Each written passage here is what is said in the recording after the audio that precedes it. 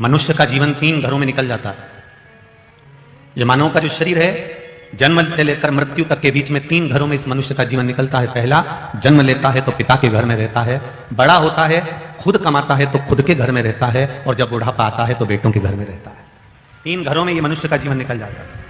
ये मानव का शरीर 3 घरों में निकल जाता है।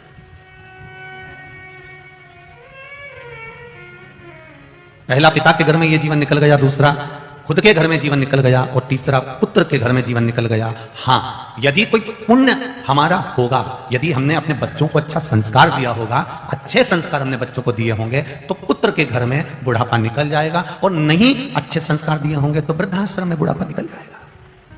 ये संस्कारों पर हमारा बल होना चाहिए। बच्चों को कार मत दिलाओ, संस्कार दिलाओ। कार दिलाओगे तो बच्चे बेचकर खा जाएंगे, और संस्कार दिला दिए तो बच्चे कारों की लाइन लगा देंगे। संस्कार होंगे तो कार भी शोभा देगी, नहीं तो कार भी शोभा नहीं देगी। साहब, कोई के यहाँ बहुत सारी कार है, उसके छोरा हम दिन भर पीने में लगे रहते हैं, मदिरा में लगे रहते हैं, दिन भर गांजा फूकें, दिन भर भांग खाएं, या दिन भर मदिरा का पान करें, या दिन भर जुआ खेलें, तो कोई सम्मान नहीं उनका संसार।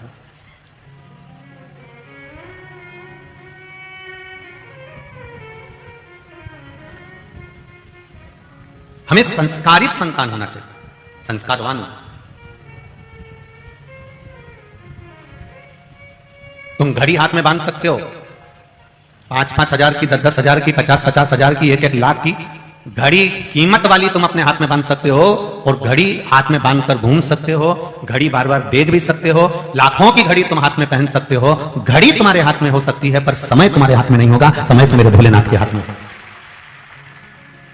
करोड़ों की घड़ी तुम्हारे हाथ में होगी, हीरे की पहन लो, चाहे सोने की पहन लो, चाहे चांदी की पहन लो, चाहे जिसकी मर्जी पड़े उसकी पहन लो, घड़ी पहन सकते हो, पर समय तुम नहीं ला सकते। समय तो भोलेनाथ ही बनाता है।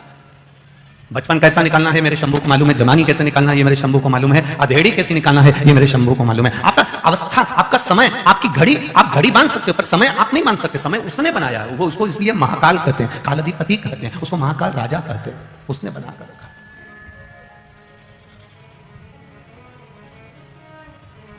और फिर निवेदन करूंगा, जो पहले की कथाओं में कहा, आज फिर कह रहे हैं आपसे, फिर निवेदन कर रहे हैं, फिर विनती कर रहे हैं आपसे। घड़ी खराब हो जाए तो कपड़े वाले की दुकान पर मत ले जाना, पहले भी कहा। घड़ी खराब हो जाए किराने की दुकान पर मत ले जाना। घड़ी खराब हो जाए तो बर्तन वाले की दुकान पर मत ले जाना। घड़ी खराब हो जाए तो घड़ी वाले की दुकान पर जाना। घड़ी सुधारेगा तो घड़ी वाला सुधारेगा, और कह देगा तुमसे, ये घड़ी को सुधारने में मुझे 7 दिन लगेंगे, यहाँ पटक दो, तुम जाओ 7 दिन बाद आना, घड़ी लेकर चले जाना। तो तुम कहोगे इसमें सेल बदल के देख लो ना, चल जाए तो। उसने कहा मैंने सब बदल के देख लिया, पर ये थोड़ी गड़बड़ है, कहीं अटक रही है, इसलिए ये आगे नहीं बढ़ रही है, इसकी अंदर से प्रॉब्लम है। वो अंदर की प्रॉब्लम मैं देख लूंगा, तब मैं इसको सुधार दूंगा। 7 दिन तुम मेरे यहाँ पटक दो। उसने फिर तुम्हारे सामने घड़ी खोली, उसकी मशीन निकाली, उसको घासलेट में या पेट्रोल में या एसिड में डाल दी। अब उसको 7 दिन तक उस एसिड में पटक के रखा, उस पेट्रोल में पटक के रखा, रोज पेट्रोल में से निकालता, मलता, फिर पेट्रोल में डाल देता, फिर मलता, फिर पेट्रोल में डाल देता। 7 दिन तक उसने पेट्रोल में डुबा के रखी उस मशीन को। तुमने कहा देखना भैया खराब मत कर देना, अरे तुम चिंता मत करो, पूरी चालू करके दूंगा, और उसने पेट्रोल में डुबा के रखी। 7 दिन बाद जब तुम आए तो तुम्हें घड़ी अच्छी की अच्छी दे दी। उसी तरह ये घड़ी को बर्तन वाले के यहाँ या कपड़े वाले के यहाँ लेकर मत जाओ। ये समय, ये घड़ी, ये पल, ये नक्षत्र, ये समय, ये काल, सब कुछ मेरे महाकाल ने बनाया है, मेरे भोलेनाथ जी ने बनाया है। जब समय अच्छा ना चले, तुम्हारा दुख की घड़ी चल रही हो, तकलीफ की घड़ी चल रही हो, तब इस शरीर को लेकर, इस घड़ी को लेकर कहीं मत जाना। मेरे महादेव की कथा में आकर बैठ जाना, मेरे शिव के द्वार चले जाना, शंकर की चौखट पर चले जाना। शंकर क्या करेंगे? शंकर जी कहेंगे 7 दिन लगेगा घड़ी सुधारने में, तो शिवपुराण भी 7 दिन की है। तो उस घड़ी वाले ने क्या करा था? पेट्रोल में डुबा के रखा था। तो महाराज क्या करेगा? तुमको भी शिवपुराण में 7 दिन तक डुबो के रखेगा, और बीच बीच में जो जो भजन आएगा तो भजन में समझ जाना कि महाराज ब्रश से रगड़ दिया, और रगड़ेगा तो घड़ी के लिए 7 दिन में चालू हो जाएगी, ये निश्चित है। और जब चालू हुई अब तुम बढ़िया फिर कहोगे भगवान जाने, मेरा तो भगवान ने हाथ पकड़ लिया, इतनी दुखी थी, इतनी तकलीफ में थी, पर जब से मैंने शिव महापुराण की कथा सुनी तब से मेरे बाबा ने मेरे ऊपर कृपा करना चालू कर दी। कुछ कृपा भगवान ने ये करी है, वो तुम्हारे कर्म के अनुसार करी है। कर्म तुमने करा था, इस घड़ी को सही जगह लेकर चले गए, कपड़े की दुकान पे दे देते, फिर कपड़े वाला उसको बर्तन वाले के यहाँ भेजता, बर्तन वाला उसको वहां भेजता। बाद में वो घड़ी फिर घड़ी वाले के यहाँ जाती, तो दुख तुमको होता कि 15 दिन 20 दिन लगा दिए, 1 महीना लगा दिया। बहुत मिलेंगे तुमको। राजा परीक्षित ने जब प्राण त्यागे तो 7 दिन मिले थे, और राजा परीक्षित भी जान गए थे कि किसके पास घड़ी लेकर जाना है। राजा परीक्षित 351 ऋषि राजा परीक्षित को मिले थे। कोई ना काम यज्ञ करवाएंगे, घड़ी सुधर जाएगी। कोई ना काम तुमसे हवन करवाएंगे, ऐसा करवाएंगे। कोई ना काम तुमसे अनुष्ठान करवाएंगे। कोई ना काम तुम्हारे लिए यह पाठ कर देंगे। कोई ना काम तुम्हारे लिए ये कर देंगे। कोई ना काम तुम्हारे लिए कर देंगे। 350 ऋषि सुखदेव जी महाराज बाद में मिले और राजा परीक्षित को 350 ऋषि मिले। उन्होंने कहा हम तुम्हारे लिए ये करेंगे, वो करेंगे। और राजा परीक्षित ने कहा 7 दिन मिले और घड़ी सुधारना जरूरी है, नहीं तो अंत बिगड़ जाएगा। तो उसने इनका कहना ही नहीं माना। कोई ना काम तुम्हारे लिए ये कर देंगे, कोई ना काम ये सी विद्या कर देंगे, कोई ना काम ये सी विद्या कर देंगे। राजा परीक्षित ढोंग ढकोसले में नहीं पड़ा। और आपसे भी निवेदन है, दुनिया में बहुत ढोंग चल रहा है, बहुत प्रपंच चल रहा है, बहुत ढकोसला चल रहा है। किसी के भ्रम में मत पड़ना। अपनी घड़ी को लेकर, इस शरीर को लेकर बस महादेव के मंदिर जाना चालू कर देना, अपने आप सुधर जाएगी। शिव के मंदिर जाइए, परमात्मा के द्वार जाइए, भगवान की चौखट पर जाइए। किसी ढोंग ढकोसले में मत पड़ जाना। बोल बम का नारा है, बाबा एक सहारा है, उसके सिवा कोई नहीं। परीक्षित को लगा कि मुझे सुधारेगा कौन, इस घड़ी को पल को कौन संवार सकता है। तो 350 ऋषियों को छोड़ने के बाद राजा परीक्षित फिर सुखदेव जी के पास गए। सुखदेव जी ने यह नहीं कहा कि मैं तुझसे हवन करवाऊंगा। सुखदेव जी ने यह नहीं कहा मैं तुझसे यज्ञ करवाऊंगा। सुखदेव जी ने यह नहीं कहा कि मैं तुझसे अनुष्ठान करवाऊंगा। सुखदेव जी ने एक ही बात कही, मैं भगवान की कथा करूंगा और तू उसको सुनते जाना। सुनते सुनते तेरा विश्वास जाग जाएगा और ये आत्मा परमात्मा से मिल जाएगी। फिर अगर सांप भी डसेगा तो तुझे भय नहीं होगा। बस परीक्षित जान गया, असली घड़ी सुधारने वाला मिल गया और उसने भगवान से मिला दिया। 7 दिन में परमात्मा से मिला दिया उस सुखदेव जी महाराज ने राजा परीक्षित को। घड़ी सुधारने वाला मिलना चाहिए सही। अगर सही ऐसी सुधारने वाला नहीं मिले, घड़ी सुधारने वाला नहीं मिले तो दिक्कत आ जाती है।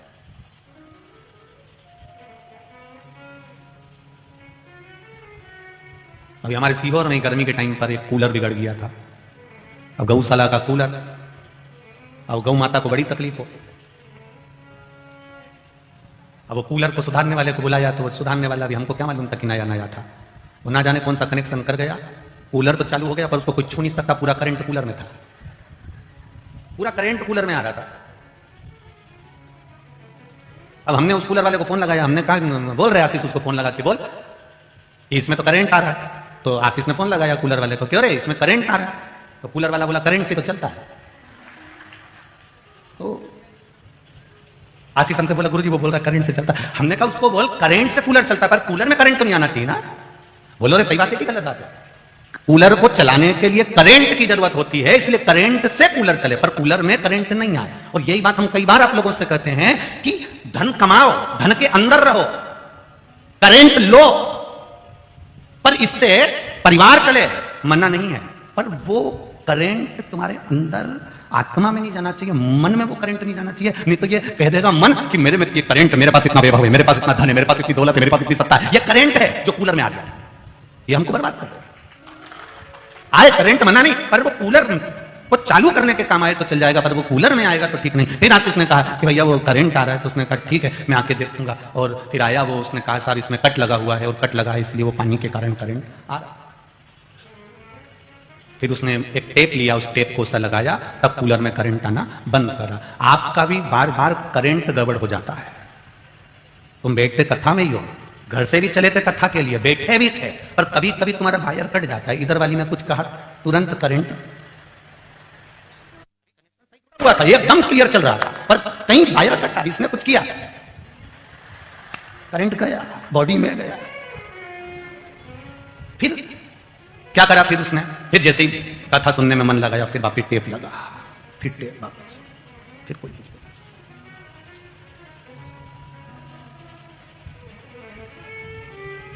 ये जीवन ऐसे ही परमात्मा के भरोसे पर छोड़ दो इस मानव शरीर को।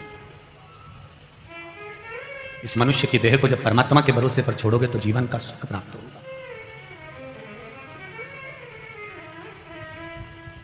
एक भिखारी को देखना,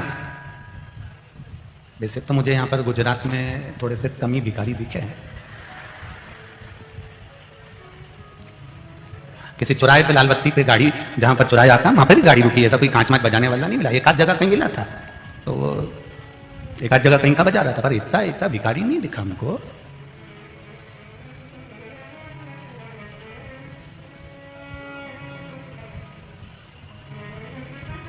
एक आप और एक भिखारी, दोनों में समझना, भिखारी 10 जगह से मांग कर लाता है, 10 दरवाजे से ठोकर खाकर लाता है, 10 दरवाजे से मांग कर लाता है, उसके बाद भी 10 जगह का खाना खाकर भी एंजॉयफुल जिंदगी जीता है, खुश की जिंदगी जीता है, आनंद की जिंदगी जीता है। और एक कमाने वाला व्यक्ति दिन भर दुकान पर काम कर रहा है, भरा भरा या टिफिन रखा है, तो भी रोटी खाने की फुर्सत नहीं है। अब समझ में नहीं आता उसको भिखारी कहें कि इसको भिखारी कहें। वो 10 जगह से मांग कर लाया है, उसके बाद भी अपने शरीर का ध्यान रख रहा है कि मुझे खाना है, भरपेट खाना है। और ये दुकान में इतना मस्त है कमाने में कि पत्नी फोन लगा रही है, 1 बज रही है, आ जाओ भोजन कर लो, मैं तुम्हारे लिए टिफिन भेज देती हूं, अगर टिफिन नहीं खाना है तो नाश्ता तो पेट भर के खा लो। उसको मालूम है पत्नी को अगर टाइम पर भोजन नहीं करेगा तो शुगर बढ़ जाएगी, शुगर डाउन हो जाएगी। ये शुगर की बीमारी होती क्यों है? आपके भूखे रहने से। समय पर भोजन नहीं करते तो बीपी शुगर तो होगा।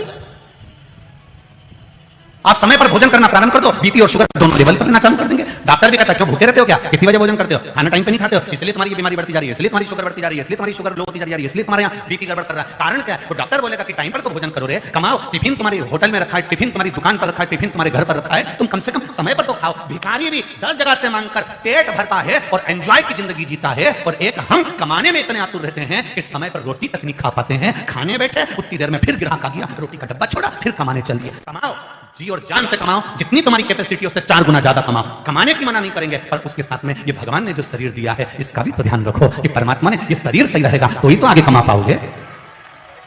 हम कभी ये नहीं कहते कि तुम कथा में जाकर बैठ जाओ, कि तुम कहीं संत बन जाओ, कि साधु बन जाओ, कि सन्यासी बन जाओ, कि तपस्वी बन जाओ, कि तुम कहीं महात्मा बन के बैठ जाओ। और हम बोल भी देंगे तो तुम कितना महात्मा बन रहे हो रे, तो फालतू की बात हम करेगा कि तुम साधु बन जाओ, सन्यासी बन जाओ, जोगी बन जाओ, तपस्वी बन जाओ। कुछ मत बनो, तुम तो जैसे हो वही बने रहो। पर निवेदन है कि शरीर का सदुपयोग करो जो भगवान ने दिया, अनमोल 83,99,999 योनियां काटने के बाद ये मनुष्य की देह मिली है 84 लाख में नंबर की। और 84 लाख में नंबर की इस योनि को हम नहीं गंवा दे, बेकार। हम कमाने की मना नहीं करते, खूब कमाना, दिल से कमाना, शरीर की कैपेसिटी के अनुसार कमाओ, तुमसे जितना बने उतना कमाओ, खूब कमाओ, पर साथ में अपने परिवार के साथ, अपने कुल के साथ में, अपनी पत्नी, बच्चे, माता पिता, बहन भाई सबके साथ बैठकर कम से कम हफ्ते में 2 दिन ऐसा बना लो, या हफ्ते में 1 दिन ऐसा बना लो कि मैं पूरे परिवार के साथ घर में एक साथ बैठकर भोजन करेंगे, तो कम से कम सबका मन अच्छा रहेगा, सबसे मिलना जुलना होगा, सबका स्नेह बनेगा, सबसे मिलने का मौका मिल जाता, स्नेह बन जाता।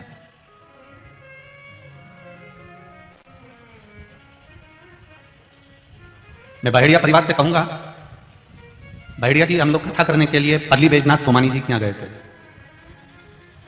यहाँ सूरत वाले सोमानी जी भी बैठे हैं, उनको भी स्मरण होगा। हम परली बैजनाथ गए थे कथा सुनने के लिए। तो कथा करने के लिए जब परली बैजनाथ गए, जैसे बहेड़िया परिवार में 3 भाई और 3 भाइयों की मित्र मंडली और पूरी समाज, माहेश्वरी समाज, मारवाड़ी माहेश्वरी समाज बड़ोदरा की जो लगी है, ऐसा कैसा ही वहां जब परली बैजनाथ जब कथा करने गए, सोमानी जी कथा कराए, तब हमने देखा उनके घर में वो अकेले। तो हम देखते वो सुबह के टाइम पर हमारे को दोपहर में कथा में लेकर जाते, उसके बाद वो जो गायब होते तो रात को भी मिलना नहीं हो पाता। तो हमने सोमानी जी से पूछा, उनके पिताजी से, बाबू कहाँ चले जाते हैं? गुरुजी अकेला है, समाज के लोगों के साथ में मिलकर पूरी इतनी लाखों जनता जो आ रही है उसकी व्यवस्था देखना पड़ती है। हमने कहा एक बार हम भी जाकर देखेंगे, जैसे हमने कल बहेड़िया परिवार के साथ में आकर यहाँ व्यवस्था देखी, ऐसे हम वहां भी देखने गए। और जब जाकर देखा कि वहां पूरी समाज, पूरी मारवाड़ी माहेश्वरी समाज सबको हथेली पर झेल रही है, और कल हमने यहां देखा कि पूरी माहेश्वरी मारवाड़ी समाज सबको हथेली पर झेल रही है। मैं धन्यवाद दूंगा मारवाड़ी माहेश्वरी समाज को। यह माहेश्वरी समाज कोई साधारण नहीं है, ना जाने कितने लोगों को प्रेरणा देती है, आगे बढ़ने की सीख प्रदान करती है कि काम कोई छोटा सा नहीं होता। मारवाड़ी माहेश्वरी समाज कहती है छोटे से छोटा काम भी करोगे और अगर कर्म पूरा करोगे तो तुम बढ़ते चले जाओगे, क्योंकि तुम भगवान महेश के वंश हो। यह सीख देती है हमको। कल बहुत अच्छा लगा, बहेड़िया परिवार के साथ हम यहाँ आए और हमने देखा संपूर्ण सब माहेश्वरी बंधु और ना जाने कितने कितने भाई बहन सब लगे हुए हैं आनंद के साथ में। और कई कई संस्थाएं भी लगी है, एक कोई बहनों की संस्था भी यहाँ पर लगी है, कोई चाय बना रही, कोई कॉफी बना रही, कोई कुछ बना रही, कोई कुछ। देखकर प्रसन्न रहा, उसको देखकर एक आनंद की अनुभूति हुई। कोई सखी मंडल वगैरह है बना रही, कितना कितना प्रेम। हम दुनिया के लोगों से कहते हैं कहीं अगर तुम्हें कहीं सन्यासी, साधु, संत, महात्मा, जोगी, तपस्वी, तप करने वालों का दर्शन करना है तो कहीं जाने की जरूरत नहीं है, शिव महापुराण के अंदर आकर बैठ जाओ। जितने भी भक्त तुम्हें बैठे हुए दिखेंगे ये सब शंकर के तपस्वी, साधु, सन्यासी हैं, और जो सेवा कर रहे हैं ये मेरे भोलेनाथ की कृपा से बैकुंठ से भेजे हुए वो आनंद है जो नित्य सेवा में लगे हुए हैं। ये प्रमाण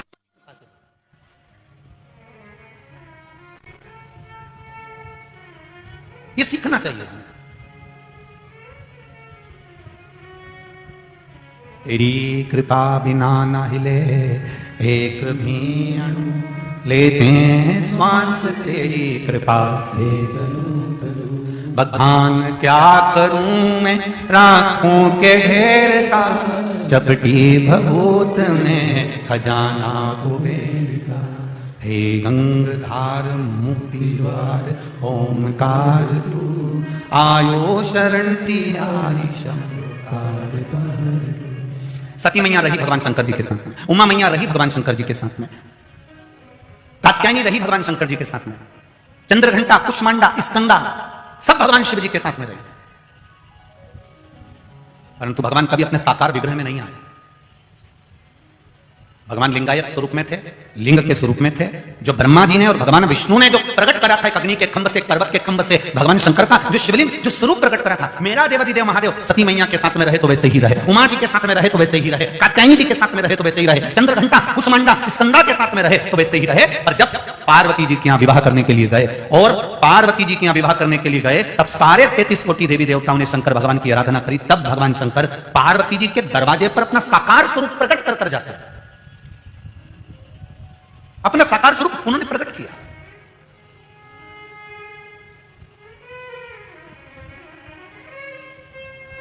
जैसे बहुत भारी रोग होने पर वट वृक्ष के नीचे चढ़ाया गया जल शरीर को लाभ देता है, बहुत बीमारी होने पर, उसी तरह भगवान शंकर का शिवलिंग और भगवान शंकर का साकार स्वरूप, भगवान शंकर का शिवलिंग और भगवान शंकर का साकार स्वरूप, इन दोनों में बहुत अंतर है। एक बार माता उमा जी ने भी भगवान महेश से पूछ लिया था, तेरा ध्यान देना,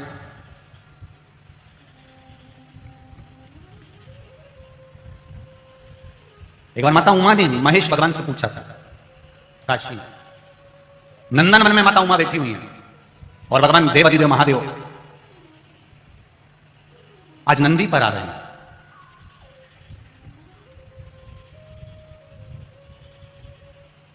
और नंदी पर बैठकर भगवान देवाधिदेव महादेव आ रहे हैं। इनके पास में ना सुदर्शन चक्र है, ना भगवान के पास में त्रिशूल है।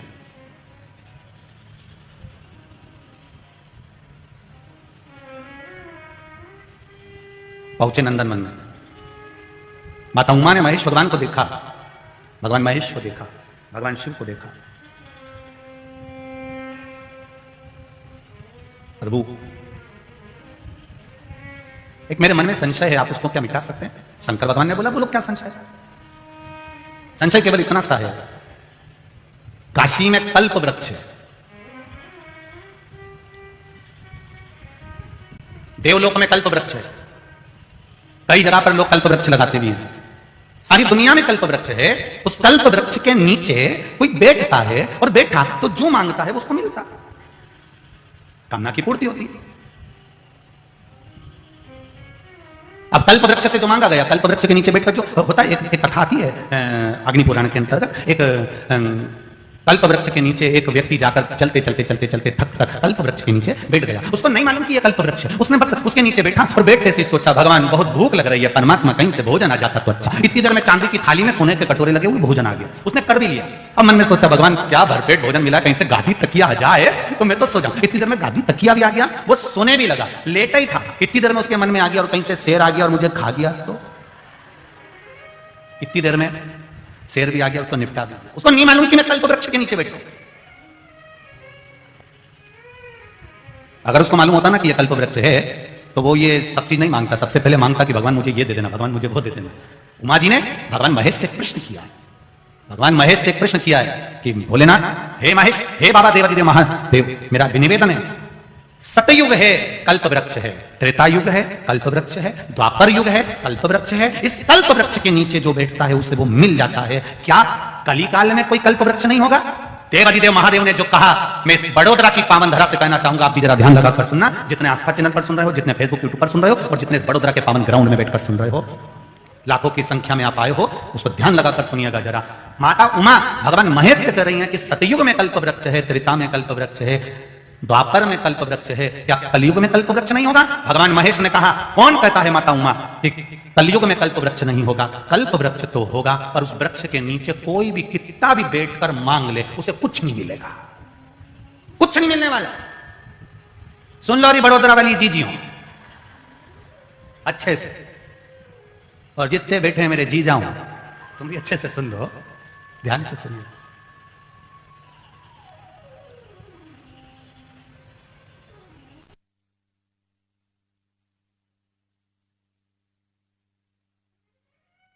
कल्पवृक्ष तो होगा, ऐसा नहीं है कि कलयुग में कल्पवृक्ष नहीं है। कई लोग, आप लोगों ने भी सुना होगा यहाँ पर कल्पवृक्ष है गुरुजी, आप दर्शन करने चलोगे, वहां पर कल्पवृक्ष है गुरुजी, आप दर्शन करने चलोगे, तो कितना कल्पवृक्ष। भगवान महेश ने भगवान शंकर ने माता उमा से कहा कलिकाल में भी कल्पवृक्ष होगा, कलिकाल में भी कल्पवृक्ष रहेगा। तो क्या कल्पवृक्ष जब कलिकाल में रहेगा और आप कह रहे हो कि मनुष्य कितना भी उसके नीचे बैठ जाए पर उसका कोई फल नहीं मिलेगा, तो क्या संसार में जैसे केला नकली होता है, सेवफल नकली होता है, खाने वाला तेल नकली होता है, घी नकली होता है, पेट्रोल भी नकली हो गया, तो क्या कल्पवृक्ष भी नकली होगा क्या? शिव जी मुस्कुरा के बोले री पार्वती, ए उमा, कल्पवृक्ष नकली नहीं होगा पर जो उसके नीचे बैठा है वो नकली। कल्पवृक्ष क्यों नकली होगा? भजन के बल पर मीराबाई को भगवान कृष्ण मिल गए थे, भजन के बल पर नामदेव जी को हरि विठ्ठल मिल गए थे, भजन के बल पर रामकृष्ण परमहंस को जगदम्बा मिल गई थी, भजन के बल पर तुकाराम जी को पांडुरंगा का दर्शन हो गया था, भजन के बल पर ध्रुव जी को भगवान का दर्शन हो गया था, भजन के बल पर प्रहलाद को भगवान का दर्शन हो गया था, भजन के बल पर परमात्मा का दर्शन पहले भी होता था, आज भी होता है, पर पहले जैसा भजन आज नहीं होता है। नहीं तो परमात्मा तो मिल गया। कल्पवृक्ष असली है, बस बैठने वाला। बहुत समझने वाली बात है ये। एक पढ़ा लिखा लड़का, उसको कहीं नौकरी नहीं मिल रही थी, तो उनके जैसे अपने बड़ोदरा में कथा हो रही है, ऐसे वहीं पर कहीं पे सर्कस आ गया।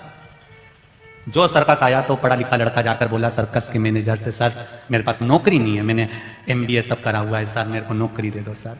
सर ने कहा हमारे यहाँ नौकरी तो मिल जाएगी पर तुम्हें बंदर के कपड़े पहनना पड़ेंगे और तुम्हें पिंजरे में छोड़ दिया जाएगा और तुम्हें शेर के मुंह में हाथ देना पड़ेगा, तो तुम्हें 9,000 रुपये महीना मिलेगा। कि ठीक है सर, दे दो, मैं दे दूंगा। मर्द क्या नहीं करता, नौकरी नहीं है तो बेचारा उसने सर्कस में नौकरी कर ली। इसको पिंजरे के अंदर छोड़ दिया, जैसे पिंजरे में छोड़ा, छोड़ने के बाद थोड़ी देर बाद उसमें शेर आ गया पिंजरे के अंदर। पहले ही कहा था कि शेर आएगा, और शेर आया दहाड़ता हुआ। जो शेर धाड़ता धाड़ता इसके पास आए, ये पीछे सरकता जाए, शेर और आगे आए, ये और पीछे सरकता जाए, शेर और आगे आए, ये और पीछे खसकता जाए। शेर एकदम कूद के इसके पास में गया और जाते से ही बोला तू चिंता मत कर, मैं 5,000 में शेर बना हूं, तू 9,000 में बंदर बना है। नकली के युग में सब नकली नजर आता सब।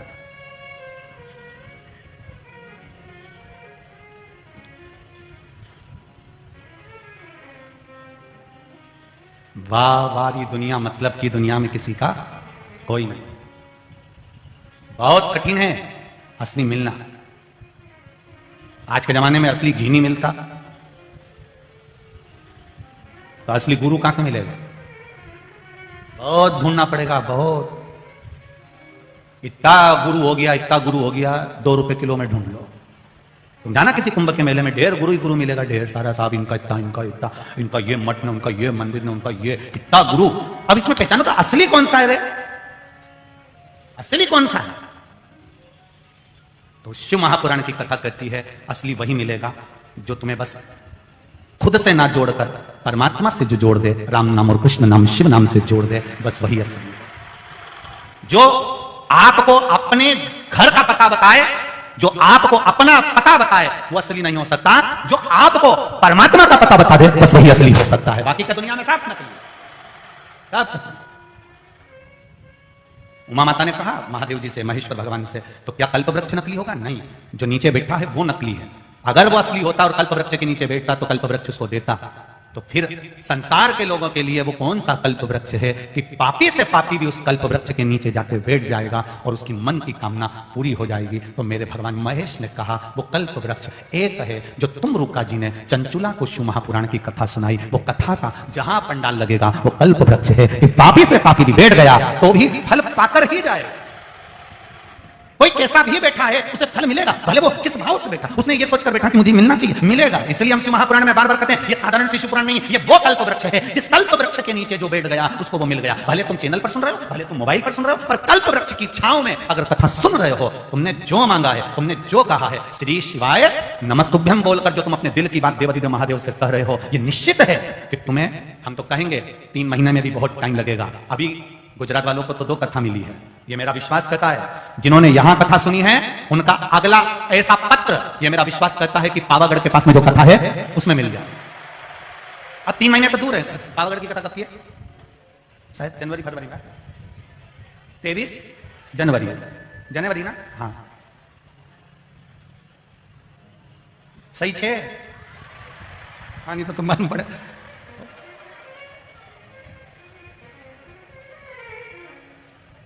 क्यों रे आस्था वालों बताओ ना, इनके नहीं मालूम बापड़ा निकाली से तो बता। अब तो अभी कौन सा महीना चल रहा है? दिसंबर। अब जनवरी आने में तो 3 महीना भी पूरा नहीं होगा, ये मेरा विश्वास करता है। पत्र आपका भी वहां पहुंचेगा कि मेरा बाबा ने मेरी सुनी है। मैंने पंडाल में बैठकर कथा श्रवण करी थी बड़ोदरा में, और बाबा ने मेरी सुनी है, बाबा ने मुझे दिया है। तुम कहोगे, तुम्हारा भी पत्र वहां पहुंचेगा कि मुझे मेरे बाबा ने हाथ पकड़ा। ये उसकी कृपा, ये उसकी उदारता।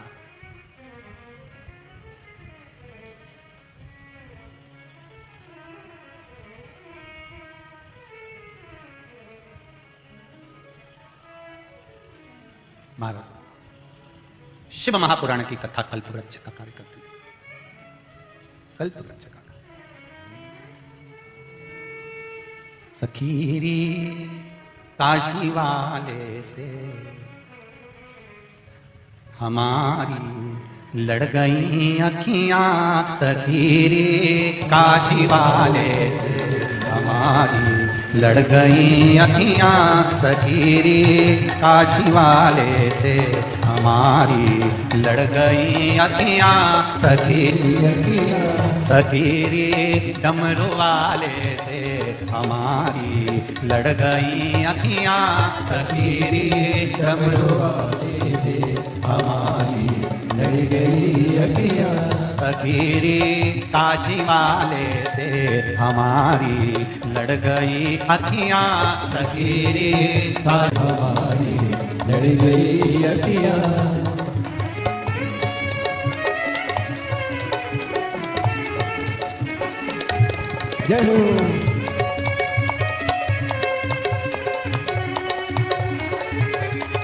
आओ ध्यान से।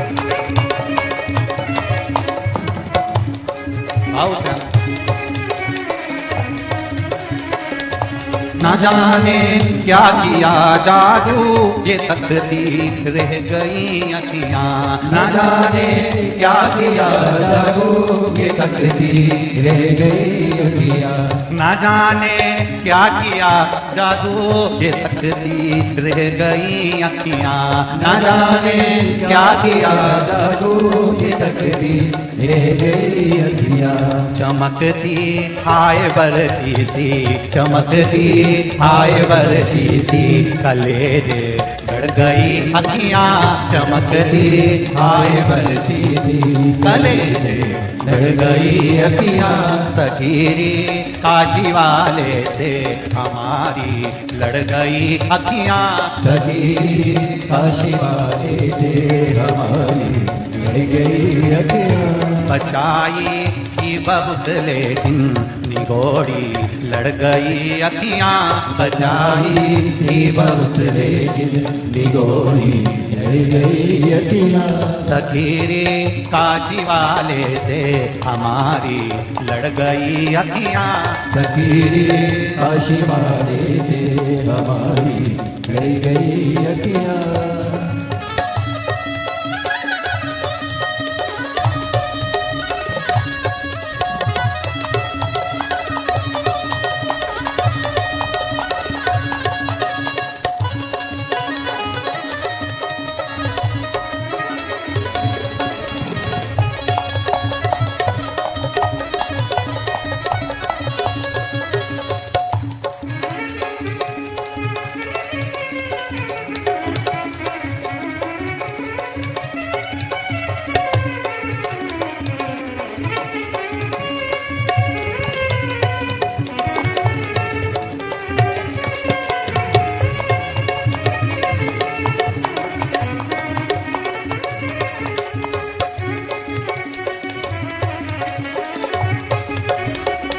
शंभो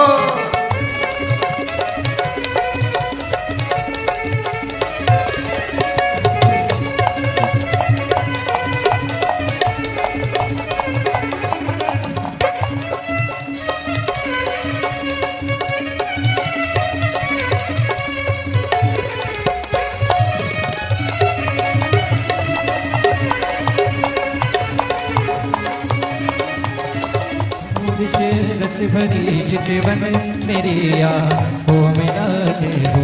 चहुदिश रस भरी चितवन मेरी आँखों में लाते हो। चहुदिश रस भरी चितवन मेरी आँखों में लाते हो। चहुदिश रस भरी चितवन मेरी आँखों में लाते हो। कहो कैसे कहाँ जाऊँ, कहो कैसे कहाँ जाऊँ, पीछे मेरे पड़ गई अखियाँ। कहो कैसे कहाँ जाऊँ, ये पीछे पड़ गई अखियाँ। सखी काशी वाले से हमारी लड़ गई अखियाँ। सखी काशी वाले से हमारी लड़ गई अखियाँ।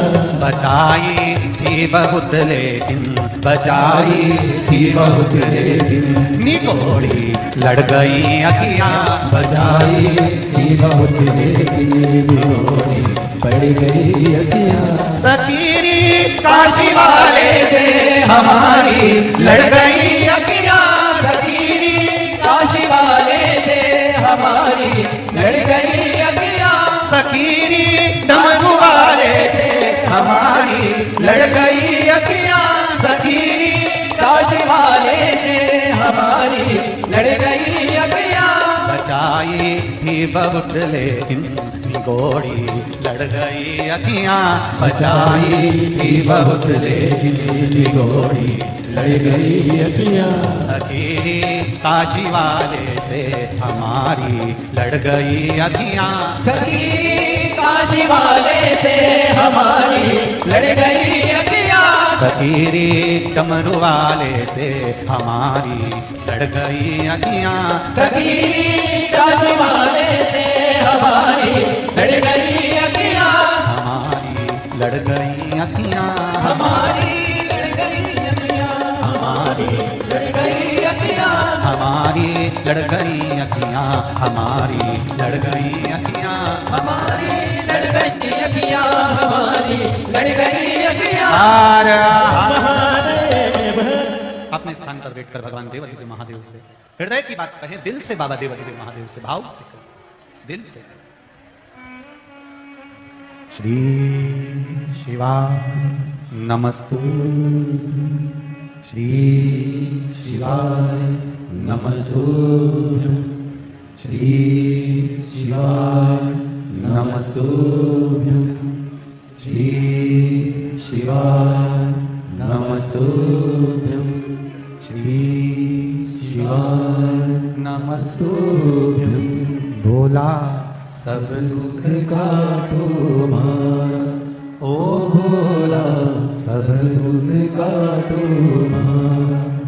शिव शंकर जपू तेरी माला, भोले बाबा जपू तेरी माला।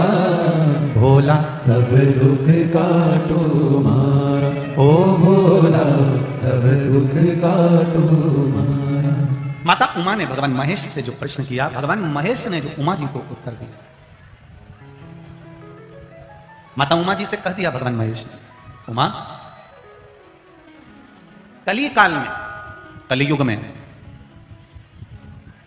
कल्प वृक्ष के नीचे भले संसार का मनुष्य बैठकर कितना भी कुछ मांग ले उसे नहीं मिलने वाला, क्योंकि उसने इतना झूठ, छल, कपट, पाप, कर्म इतना करा हुआ होता है कि वो प्राप्त होना कठिन। पर सुनो उमा, यदि शिव महापुराण रूपी कल्प वृक्ष के नीचे अगर कोई बैठेगा, शिव महापुराण की कथा को अगर कोई श्रवण करेगा, तो उसको जो मिला है वो जीवन में कहीं से प्राप्त नहीं हुआ होगा, जो शिव दे सकते हैं। देखो ये पत्र आया है, पत्र में देखिए,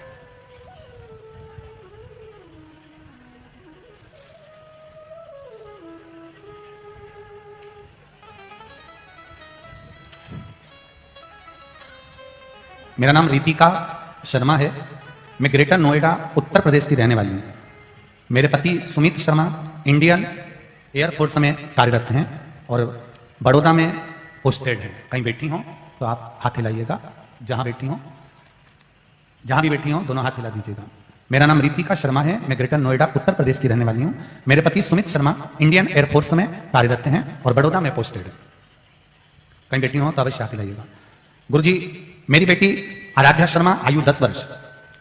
आप ही हैं? दोनों हाथ हिला दो एक बार। आराध्या शर्मा भी आई हैं? आस्था वाले जरा उनको दिखाइए तो उनसे, सामने के पंडाल में है क्या? हाँ ठीक है बाबू, दिख गए दिख गए। दोनों हाथ हिला दो बेटा। श्री शिवाय नमस्तुभ्यं, श्री शिवाय नमस्तुभ्यं। मेरी बेटी आराध्या शर्मा, आयु 10 वर्ष। तो हमेशा पेट में दर्द रहता था। जब वह इसके बारे में बताती थी तो हमें लगता था कि ऐसी ही बोल रही होगी, लेकिन एक दिन हमने उससे डॉक्टर को दिखाया, जहां डॉक्टर ने उसका अल्ट्रासाउंड कराया। अल्ट्रासाउंड की रिपोर्ट डराने वाली थी। डॉक्टर ने बताया था कि बेटे की दोनों आंतें एक दूसरे से जुड़कर चिपक गई हैं, सिकुड़ गई हैं और बेटी को एडमिट करना पड़ेगा और कल ही ऑपरेशन करना है। हम बहुत परेशान हो गए। पति एयरफोर्स में हैं, उन्होंने कहा कि एक बार अपने डॉक्टर को भी और दिखा लेते हैं।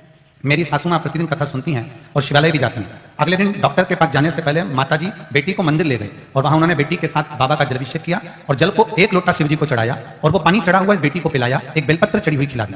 खिलाकर श्री शिवाय नमस्तुभ्यं जपती रही और अल्ट्रासाउंड की रिपोर्ट डॉक्टर ने देखी तो वह भी परेशान हो गया और उसने बोला कि प्रॉब्लम बहुत ज्यादा है, इसको तुरंत एम्बुलेंस से हॉस्पिटल लेकर आओ और इसका ऑपरेशन करना होगा। बड़े हॉस्पिटल में जाने के लिए भेजा गया और बेटी को दिखाया। जब बेटी को 2 रिपोर्ट अल्ट्रासाउंड की जिसमें उसकी दोनों आंतें जुड़ी हुई थी और तीसरी रिपोर्ट जब बेलपत्री और जल पिलाकर उसको लेकर गए और बेटी का जो पेट चेक किया गया और बाद में फिर अल्ट्रासाउंड फिर से कराया गया, तब दोबारा अल्ट्रासाउंड में जो आया, डॉक्टर भी आश्चर्य में पड़ गया कि वो पूरी रिपोर्ट वापस नॉर्मल आ गई और दोनों जो जुड़ा हुआ था वो नहीं मिला और बेटी मेरी ठीक है।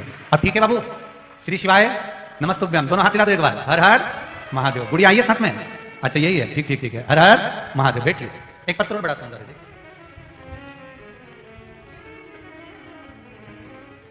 अलका हनुमान दास जी चांडक, राणापुर जिला झाबुआ मध्य प्रदेश से आए हैं। कहीं बैठे हो तो हाथ हिलाइएगा। आप ही हैं? दोनों हाथ हिला दीजिए एक बार। श्री शिवाय नमस्ते। अलका हनुमान दास चांडक, राणापुर जिला झाबुआ मध्य प्रदेश, मेरा मोबाइल नंबर ये है। गुरु जी के चरणों का आनंद। शिव जी को नमन करती हूँ। शिव जी की कृपा का क्या बखान करूं गुरुदेव। कुबेरेश्वर धाम के रुद्राक्ष के जल और पशुपतिनाथ व्रत एवं आंवले के फल का अभिषेक से मेरा बड़ा भाई सुरेश बाह्यती, जो कि बाग का निवासी है, उसको नया जीवन मिला है। उसकी किडनी और फेफड़े, लीवर पूर्ण रूप से डैमेज हो चुके थे। अहमदाबाद, इंदौर, बड़ौदा और दाहोद भी सभी जगह के डॉक्टरों ने कह दिया था कि आपके भाई जितने दिन निकाल लें वो सही, आप उनको घर ले जाओ। लेकिन उनके ही परिवार की छोटे भाई की बहू को भोले बाबा पर अगाध आस्था है। उन्होंने आपकी कथा सुन रखी है। उन्होंने अपनी जेठानी जी के लिए पशुपतिनाथ का व्रत किया और आंवले के रस का अभिषेक जैसा आपने बताया था वैसा करना प्रारंभ करा। रुद्राक्ष का जल पिलाना प्रारंभ करा और दूसरी बार जब उनकी जांच के लिए उनको वापस लेकर आए बड़ौदा, तब 80% तबीयत उनकी ठीक हो चुकी थी और उनका किडनी लीवर काम करना प्रारंभ कर दिया था। आज भी बाबा की कृपा से वो बिल्कुल ठीक हैं। जिन डॉक्टरों ने कहा था ये थोड़े समय के हैं, बाबा ने उनका अच्छा रख रखा है और उनकी 80 से 90% किडनी लीवर काम करना। बैठिए, ठीक है। श्री शिवाय नमस्तुभ्यं। विराजिए। हर हर महादेव। शिव कृपा, शिव की उदारता, शंकर की करुणा, उसकी दया बिना कुछ नहीं होता। तेरी कृपा बिना ना हिले एक भी अणु, लेते हैं श्वास तेरी कृपा से तनु तनु। डॉक्टर को दिखाओ, डॉक्टर से इलाज भी करवाओ, डॉक्टर को उपचार भी लो, दवाइयां भी खाओ, औषधि भी लीजिए, मना नहीं है। पर उस औषधि के साथ में भगवान देवाधिदेव महादेव से प्रार्थना भी करिए कि बाबा जो दवाई ले रहे हैं इस दवाई को आप अमृत कर दीजिए और इनको ठीक कर दीजिए। बाबा पर विश्वास रखकर हमने अपनी कथा में इस व्यासपीठ से सालों साल हो गए कथा करते करते, कभी ये नहीं कहा कि आप डॉक्टर को मत दिखाओ, डॉक्टर को दिखाओ, दवाइयां भी खाओ, इलाज भी कराओ, सारी जांचें भी कराओ, पर जांचों के साथ में एक लोटा जल मेरे देवाधिदेव महादेव को चढ़ा कर जाओ, उसका फल अधिक मिले। अब तो एक विचार करो ना कि डॉक्टर भी कहता है ये दवाई पानी से लेना, ये पानी, ये गर्म पानी से लेना, ये दूध से लेना, उसी तरह दवाई लेना तो शंकर जी को एक लोटा जल चढ़ा के फिर लेना, काम तो करेगी, कुछ ना कुछ तो फल देगी। सारी समस्या का हल, जरा जम के बोलो, एक लोटा जल।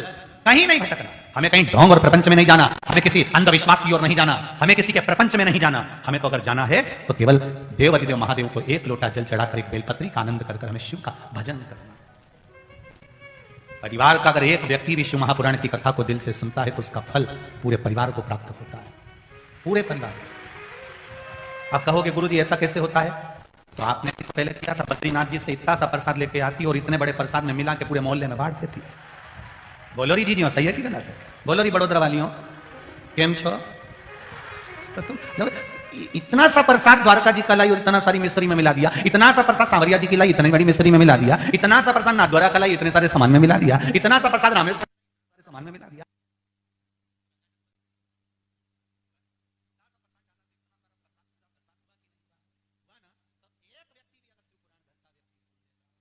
पूरे परिवार को टच स्क्रीन जैसा मिलेगा कि नहीं?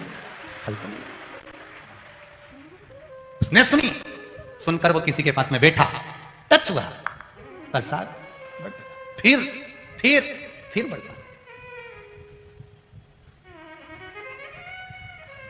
भगवान देवाधिदेव वो प्रसाद थोड़ा सा है और उसका फल अधिकता। बस सबसे मूल है आपका विश्वास। भगवान देवाधिदेव महादेव ने कभी ये नहीं कहा कि मुझे बहुत सारा धन देना, कि वैभव देना, कि मुझे बहुत सारी दौलत देना, कि मुझे बहुत सारा वैभव देना। कड़प एक धीमर जो पशुओं को मारता था, पक्षियों को मारता था, कच्चा उनको खा जाता था, ऐसा धीमर कड़प।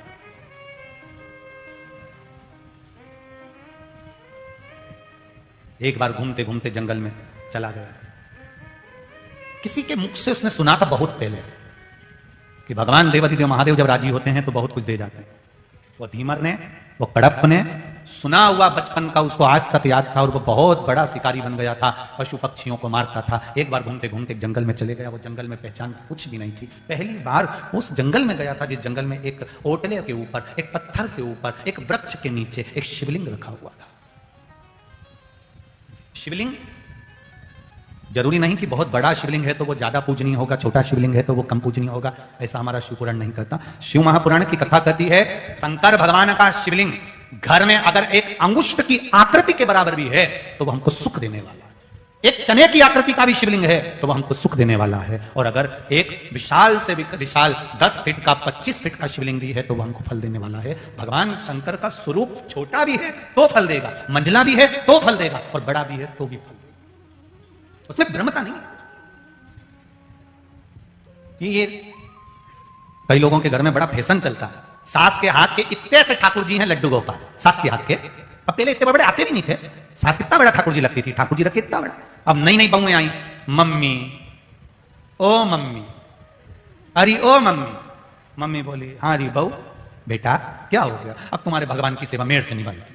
क्यों नहीं बनती? उनको कपड़े भी सही से नहीं पहना सकती, वो लुढ़क जाते हैं, उनकी आंख भी सही से नहीं लगे, उनको जेवर भी सही से नहीं पहना सकती है। तुम्हारे भगवान इतने से। मम्मी, मेरी मम्मी बोल रही है मैं वृंदावन जा रही हूं, छोरी तेरे लिए बड़ा वाला ठाकुर जी ला दूं क्या? मम्मी मंगवा लूं क्या? अब मां क्या बोले? जब एक माता ने आज्ञा कर दी तो दूसरी माता कैसे मना कर दे?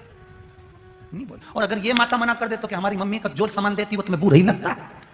अब बेचारी बोल भी नहीं सकती। मम्मी ओ मम्मी मंगा लूं क्या? मम्मी ने पूछा क्यों बेटा, अपने घर में ठाकुर जी हैं तो सर छोटा ही बहुत है। नहीं नहीं मम्मी, बहुत बड़े आ जाएंगे तो उनको कपड़े पहनाऊंगी, श्रृंगार करूंगी, अच्छे लगेंगे, सुंदर लगेंगे, ऐसा लगेगा, उनको मुकुट पहनाऊंगी, उनको ये करूंगी। थोड़े से फैशन के चक्कर में ठाकुर जी को ले आई इतने बड़े। बहू ने कितने दिन सेवा करी? जब तक छोरा छोरी नहीं हुए तब तक। जो छोरा टोरी गोदी में आ गए, छोरा छोरी आए, डीकरा डीकरी जो गोदी में आए, फिर सेवा कौन कर रही है? बोलो बोलो जम के बोलो। बेचारी सास। अब सास गुस्से में ऐसी फूले, एक ही अच्छा था, अब मेरे से भी इतना थोड़ी ना बने, शरीर से इतना सारा भगवान रख दिया। अब पहले के शंकर जी भी हैं, पहले के गणेश जी भी हैं, पहले के लड्डू गोपाल जी भी हैं, और चली तो तू इनके लिए आई, द्वारका गई द्वारकाधीश के लिए आई, रामेश्वर गई उनके लिए आई, बद्रीनाथ गई उनके लिए आई, और मुझसे के सबको पोछ पोछ के तिलक लगा। जहां जाती है वहां से एक देवता लेके आ जाती है।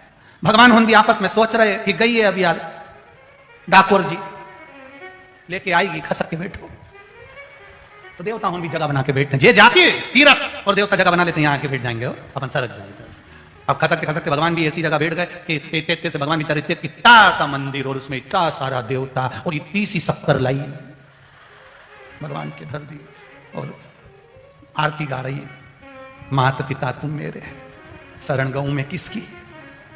भगवान भी मन में सोच रहे किसी की मत जा किचन में जाके 2-4 शक्कर की कटोरी और लिया, अरे माता का इतनी सी शक्कर,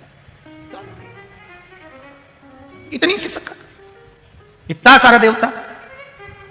और एक बार सवेरे पूजन करके गई, पानी का लोटा रख गई, मालूम पड़े वो छोरा छोरी ने गिरा दिया, भगवान के पूरे कपड़े गीले हो गए। गणेश जी ने भगवान शंकर जी से कहा पूरे कपड़े गीले हो गए। शंकर जी बोले अब चिंता मत कर, कल ही आएगी। गई वो तो सवेरे आएगी जब बदलेगी। नहीं नहीं, शिव कथा कह रही है तुम्हारे घर में अगर तुम्हारी सास के हाथ के ठाकुर जी हैं, भले कितने भी छोटे हैं, वो 50 साल 100 साल 25 साल 10 साल पुराने हैं, जितने जितने ठाकुर की मूर्ति पुरानी होती चली जाती है उसमें भजन का बल बढ़ता चले जाता है। उसको रखो, फैशन के चक्कर में मत रहो। और आज इस बड़ौदा की धरा से आप सभी को निवेदन करना चाहूंगा, जितने लोग आज चैनल पर कथा सुन रहे हैं, जितने फेसबुक पर यूट्यूब पर सुन रहे हैं, जितने पंडाल में सुन रहे हैं, आप अपने पत्र लिखकर भेजो, मना नहीं है, पर इन पत्रों पर ना तो शिवलिंग का फोटो बनाओगे ना शंकर भगवान का फोटो बनाकर भेजोगे। जितनों का भी पत्र लिखना लिखो। कई लोग शिवलिंग का फोटो बना देते हैं, कई लोग शंकर भगवान का फोटो बना देते हैं। हम पहले भी बोले हम केवल पत्र पढ़ते हैं, जो आप भेजते हो वो यहां रखा जाते हैं, पढ़ लेते हैं, पढ़ने के बाद वो पत्र आप ही के बड़ौदा में, आप ही के नगर में रोज रखे रहते हैं। किसी के मन में ये शंका हो कि सियोर वाला महाराज ने कहीं गलत बात दिया हो तो पत्रों में नंबर भी लिखे रहते हैं, आप आराम से फोन लगाओ और उनसे बात करो, मना नहीं, ये पत्र यही है। पर उन पत्रों को पीछे अगर आप फोटो बना दिया शिव जी का, शिवलिंग बना दिया और वो पत्र किसी ने फाड़ कर फेंका, डस्टबिन में डाला, हमको अच्छा नहीं लगेगा। इसलिए पत्र लिखो, आपका नाम लिखो, मना नहीं। पर भगवान के फोटो से वो वंचित, थोड़ा थोड़ा दूरी बनाकर। हम तो बड़ा पत्रिकाओं में भी, शादी की पत्रिका में भगवान के फोटो का हम विरोध करते हैं कि शादी की पत्रिका में भी भगवान का फोटो नहीं होना चाहिए।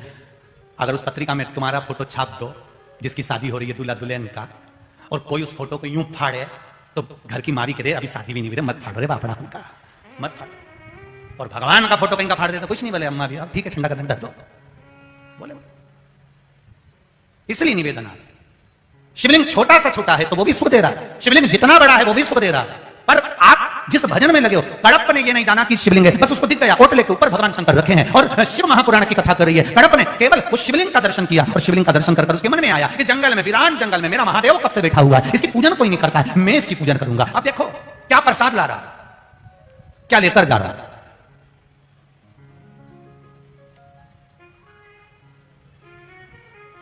कड़प गया और कड़प ने जाकर भगवान शिव के लिए पानी लेकर आ रहा था तो सोचा बर्तन भी तो नहीं है, बर्तन भी नहीं। ये विश्वास, ये भरोसा, हमें बड़ा दुख होता है जब किसी के घर में जाते हैं और कोई कहता है गुरुजी मेरे घर में भगवान का मंदिर भी बना है। आप लोग भी कई बार किसी को कह दिए होंगे हमारे घर में भगवान का छोटा सा मंदिर है गुरुजी। तो मैं कहना क्या था कि भगवान के घर में हमारा घर है गुरुजी। हम कहते हैं हमारे घर में भगवान का घर है गुरुजी। अब तुम्हारे घर में अगर भगवान का घर है तो कुछ भी परेशानी आए तुम झेलो, और अगर भगवान के घर में तुम्हारा घर है तो परेशानी आए तो भोलेनाथ झेले।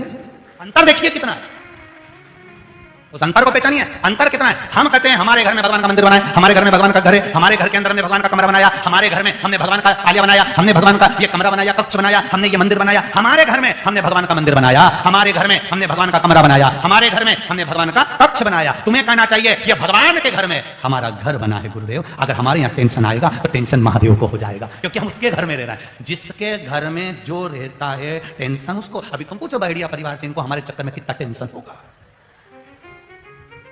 तुम पूछो इनसे। देखो गरम गरम रोटी भेजना, ठंडी मत भेजना, और ये सारी बहुएं हैं ना, ये दोनों तीनों तीनों भाइयों की। ये तीनों कम थोड़ी ना है। गुरुजी आ रहे हैं, भजन गाना है, प्रणाम करना है, ये करना है, थोड़ा सामग्री पहुंचाना है।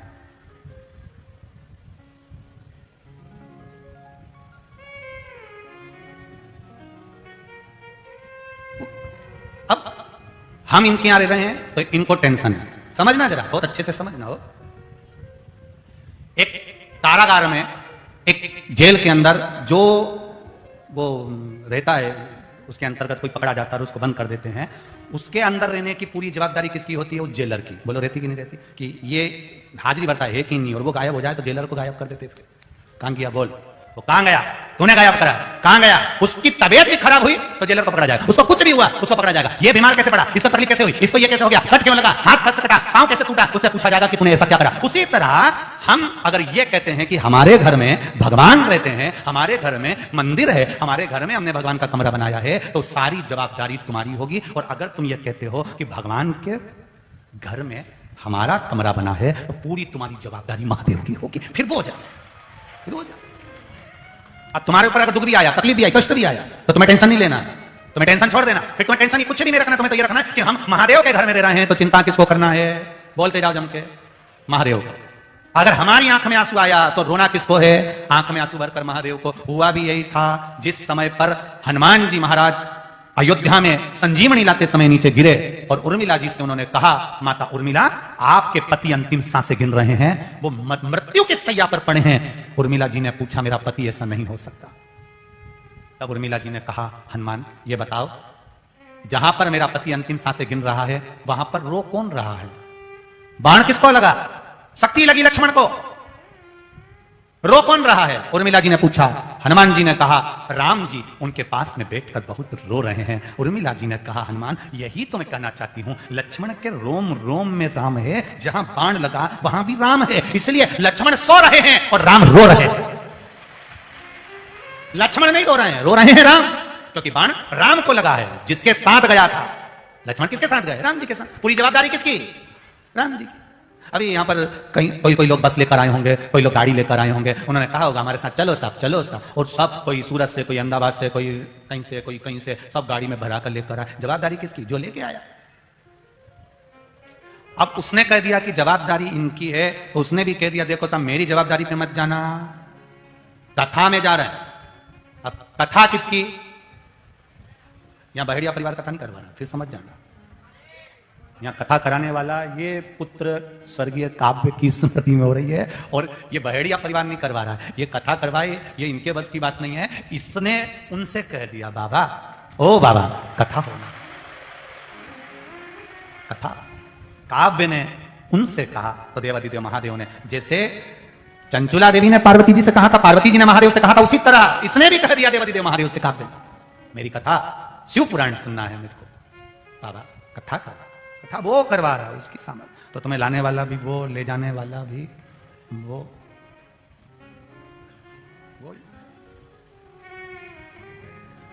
कई कई ऐसे भी आए होंगे टू व्हीलर पर, जिनको गाड़ी तक चलाना नहीं आती, तो भी वो यहां तक लिया है। जब हम यहां से जाते हैं और माताएं जब गाड़ी चला के जाती हैं, तो वो गाड़ी में हमको देखती और ऐसे ऐसे हाथ करती, हमारी जान दुख दुख होती, उधर देख ले जी, उधर देख। हमने कई बार वो बेटा क्या नाम उसका, वो हमको लेकर आता है, हाँ अबीर, तो वो बाबू हमको लेकर आता है, तो हम उससे कई बार कह देते हैं, देख वो बार बार अपने को देख रही, थोड़ा गाड़ी रोक ले, अपन पीछे हो जाए या इसको आगे कर दे, या अपन आगे हो जाए, या अपने को देखने के चक्कर में ऊपर नहीं देख ले। ये थोड़ा बड़ा टेंशन, और इतनी खुश हो जाए, इतनी खुश हो जाए, सीवर वाला मरा। अब इतनी खुश हम, ये तो खुश होए, हम रोए। भगवान हमारे हाथ में कल्लू जी महाराज, हमारे ठाकुर जी, हम इनसे लाला इसका ध्यान रखना, जब तक इधर देखे, ये हमको देखे तो इनको देखते रहना। और पूछो सभी से, ठाकुर जी का मुंह इधर होता है, हम उनका मुंह घुमा के खिड़की की ओर कर देती है, हमको देख रही तो इनको देख ले, थोड़ी देर गाड़ी तुझे, हम उसके भरोसे पर। तो हमें कभी नहीं कहना कि मेरे घर में भगवान का मंदिर है, हमें यह कहना है भगवान के घर में मेरा कमरा है, मैं भगवान के घर में रहता हूं, इसलिए मेरी पूरी चिंता, मेरा पूरा टेंशन मेरे देवादिदेव महादेव का है, मेरा कुछ नहीं। अब सौंप दिया इस जीवन का सब भार तुम्हारे हाथों में, हे हार तुम्हारे हाथों में, और तुम्हारे हाथों में। ये हार और जीत सब परमात्मा के सहारे पर छोड़, वो संभाल ले। कड़प ने भगवान शिव की आराधना करना चाहा, भगवान शंकर की आराधना कड़प कर रहा है, भगवान शिव की आराधना कड़प कर रहा है। उसको नहीं आता कुछ भी, ना पूजन जानता, ना पाठ जानता, ना अर्चना जानता, ना आराधना जानता। वो तो केवल इतना जानता है कि ये महादेव हैं और मैं इनका सेवक हूं। मैंने अपने बचपन में सुना था शिव ऐसे हैं, भोले हैं, उनको रिझा सकते हैं, शंकर भगवान को मना सकते हैं, सरल है शिव।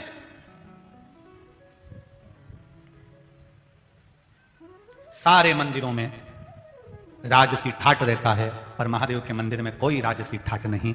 महादेव के मंदिर में जो आए, एक लोटा पानी लाओ, चढ़ाओ, बेलपत्र चढ़ाओ, अपने घर जाओ। शंकर जी कहते हैं मेरे मंदिर में ज्यादा बैठो भी नहीं, यहां बैठ के करोगे क्या, इतना समय क्यों बर्बाद करोगे, जाओ अपने घर पर, मां भजन करो, जाओ भजन करो। मैंने तेरे ही भरोसे बाबा, तेरे ही भरोसे हवा बिच उड़ती जावागी, बाबा डोर हटो छठी नामे कटी जावागी। बाबा लाज रखिए।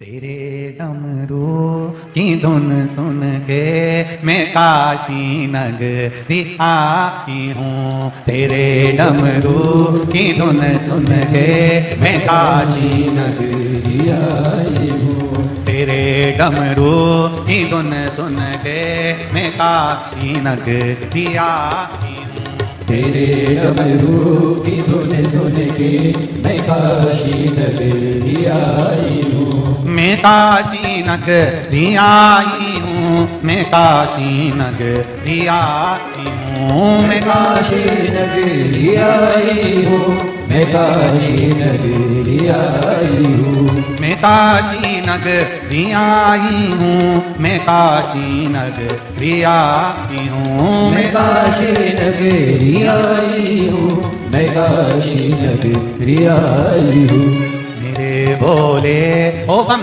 भोले, मैं काशी नगरी आई हूँ, मेरे भोले ओ बम भोले, मैं काशी नगरी आई हूँ, मेरे भोले ओ बम भोले, मैं काशी नगरी आई हूँ, मेरे भोले ओ बम भोले, मैं काशी नगरी आई हूँ।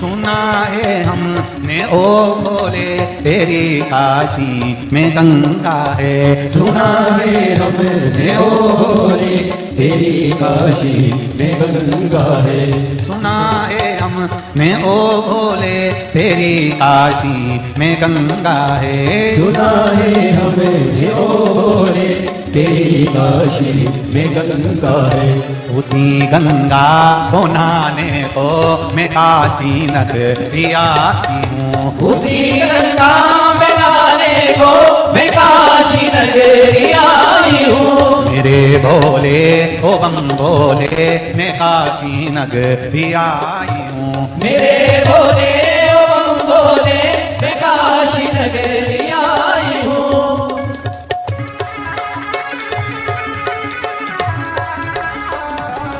जय हो राधे दीपो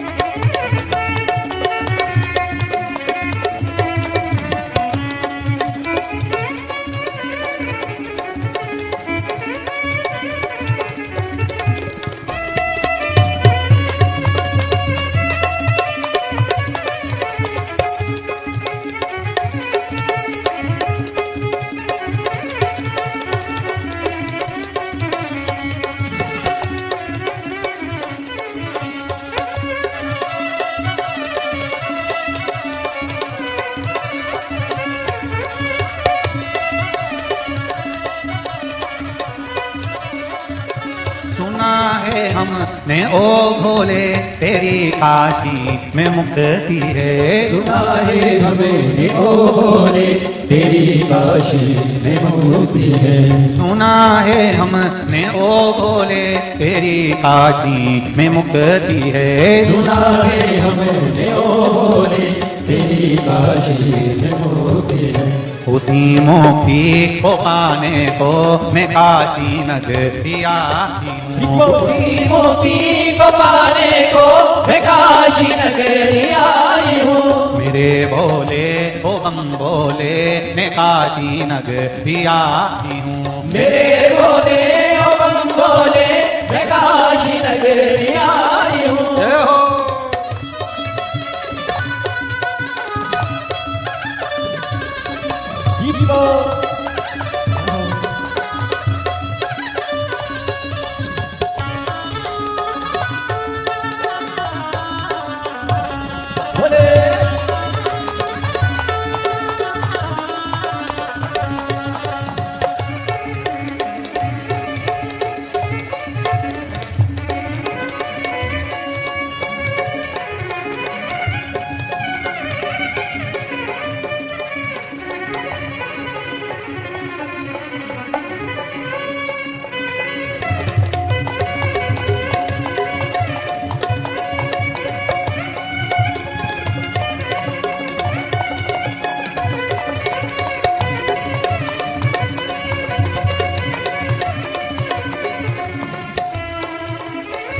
आओ से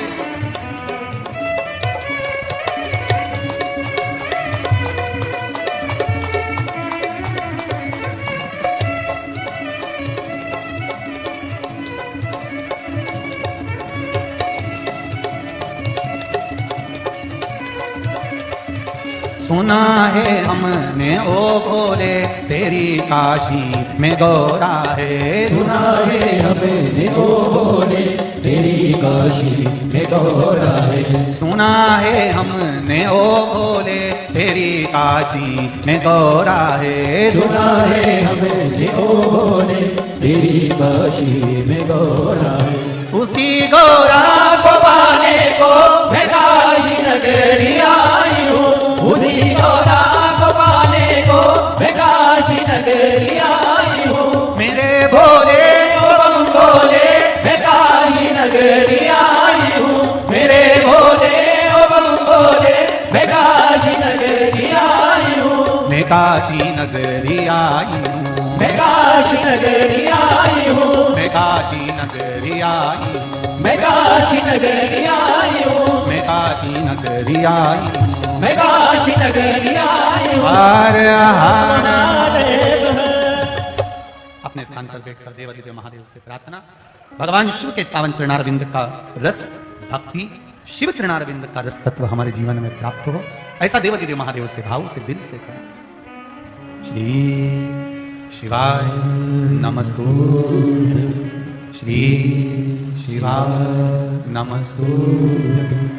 श्री शिवाय नमस्तुभ्यं श्री शिवाय नमस्तुभ्यं श्री शिवाय नमस्तुभ्यं बोला सब दुख काटो मारा ओ बोला सब दुख काटो मारा शिव शंकर जपू तेरी माला भोले बाबा जपू तेरी माला भोला सब दुख काटो मारा ओ भोला सब दुख काटो मारा। भगवान शिव से कहे, भगवान शिव से निवेदन करे, नमन करे, प्रार्थना करे। जल चढ़ाने का पात्र नहीं है, मुख में जल भरा है कड़प में। वो धीमर ने अपने मुख में जल ले लिया, वृक्षों की पत्तियां तोड़ ली। क्या भोग लगाऊं, क्या प्रसाद लेकर जाऊं, कुछ भी नहीं था। तो जो कोई थोड़ा सा जो पशु पक्षी को मारा था वही पड़ा हुआ था, ले वही ले गया। रोज शिव जी पे चढ़ा देता। एक ब्राह्मण वहां रोज तो नहीं आता, पर सोमवार की सोमवार पूजन करने आता, तो उसने देखा हफ्ते में ये क्या पड़ा है, इतना गलत चीज लोग यहां शिव जी के मंदिर में पटक कर चले गए। उसको क्रोध आया, उसने एक पिंजरा बनाया लोहे का, उसमें शिवलिंग को बंद कर दिया। भगवान के शिवलिंग को उसने बंद कर दिया।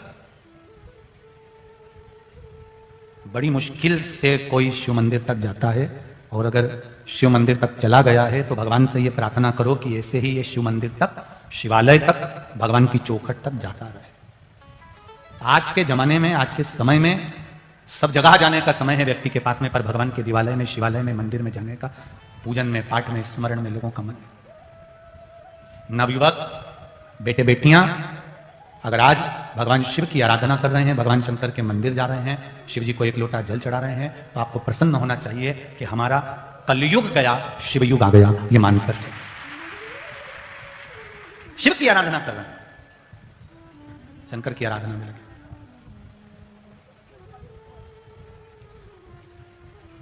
अब कई लोगों को लगता है कि बताओ पानी चढ़ाने आ गए, कोई कहे मूंग चढ़ाने आ गए, कोई कहे चावल चढ़ाने आ गए, कोई कहे ये चढ़ाने आ गए। आ तो रहा है, शिव के द्वार जा तो रहा है, बस उसके चरण अगर उसने पकड़ लिए हैं तो उसको मिलेगा, ये निश्चित है। अच्छा, जितने लोग बैठे हो ना, और जितने लोग आस्था चैनल के सामने बैठे हो, जितने फेसबुक यूट्यूब पर बैठे हो, तुम सबको मालूम है कि तुम्हारे मम्मी पापा के पास कितना है। उनके पास सोने की रकम भी है, चेन भी है, सोने का कड़ा भी है, सोने का आभूषण भी है, प्रॉपर्टी भी है। अब तुम जाओ और शाम को जाकर उनसे कह दो, ए मम्मी पापा, तुम्हारे हाथ में जो सोने का ब्रेसलेट है वो मुझे दो, और अलमारी में जितना सोना पड़ा है मुझे दो। दे देंगे क्या? अरे बोलो तो रे। और छोरा कहे मां पापा प्रॉपर्टी की दुकान मेरे नाम कर दो, कर देंगे क्या? अरे बोलो तो रे, कोई नहीं करेगा। तुम डायरेक्ट जाकर कहोगे तो कोई देने वाला नहीं है। फिर क्या करना पड़ेगा इसके लिए? एक बाम की विक्स की डब्बी होती है, सुन लो, इतने सारे उपाय सुने हैं तो ये भी उपाय सुन लो। एक बाम की विक्स की डब्बी होती है, उसमें डब्बा ढक्कन जो इतना चौड़ा होता है, खोला, धर दिया और उनमें से निकाला और लगा लुकू के और चुपड़ चुपड़ू के और सो गए। ठीक है? अरे बोलो तो, उसका मुंह इतना चौड़ा होता है कि उनमें से उंगली डाल के निकाल के तुम चुपड़ सकते हो। और एक होता है क्रीम पेस्ट ट्यूब, अब उनमें उंगली डाल के निकालोगे क्या? अरे बोलो तो जम के नहीं निकल, और निकलेगा क्या उंगली डाल के? नहीं निकलेगा। क्या करना पड़ेगा? बोलो बोलो जरा, तुम सब समझदार हो रहे बड़ोदरा वाले, बोलो क्या करना पड़ेगा? उसको नीचे से थोड़ा दबाना पड़ेगा। जैसे दबाया वो निकली क्या बाहर तुरंत। अब क्या करा तुमने? नीचे से दबाया और दबाते से क्रीम बाहर उंगली में लिया, ये चुपड़ी पड़ा छोटा। अब कितनी चतुरता है आज के लोगों को, ये क्रीम भी समझा रहा है कि नीचे से दबाओगे तो ऊपर से निकलकर बाहर आ जाएगा। उसी तरह कुछ मत करो, तुमने प्रॉपर्टी मांगी वो नहीं देंगे, तुमने सोना मांगा वो नहीं देंगे, तुम नीचे दबाना चालू करो, फिर निकल के सामने। बस क्या विचार है बड़ोदरा वाले? क्या करोगे? बस रोज रात के समय शाम को जाओ, मम्मी बस कुछ नहीं करना, ट्यूब को नीचे से दबाना, और ट्यूब नीचे से दबेगा ना तो क्रीम बाहर। फिर तो मम्मी भी बोल देगी मेरा मन कर रहा है छोरा तेरे को चेन दे दूं, बहुत दिन की रखिए, कब पहनेगा? मुंह में से क्रीम बाहर। फिर पापा के बस रोज शाम के जाओ ने ट्यूब दबा, नीचे दबाया और ट्यूब बाहर आया। इतने में पिताजी ने भी कह दिया कितना अच्छा छोरा है, अब तो सुधर गया, मेरा मन हो रहा है अब मैं कब निपट जाऊं, कई भरोसा। इसलिए वो पीछे वाली जो दुकान है और एक 3 मंजिल का मकान, क्रीम बाहर दबाया, यह था। अब देखो कहां का काम कर दिया। इसीलिए समझ में आया कि चौड़ा ढक्कन की डब्बी लोगों ने बंद कर दी, क्रीम लगाना चालू करा तो उसे नीचे से दबाओ, बबक से बाहर आ जाए।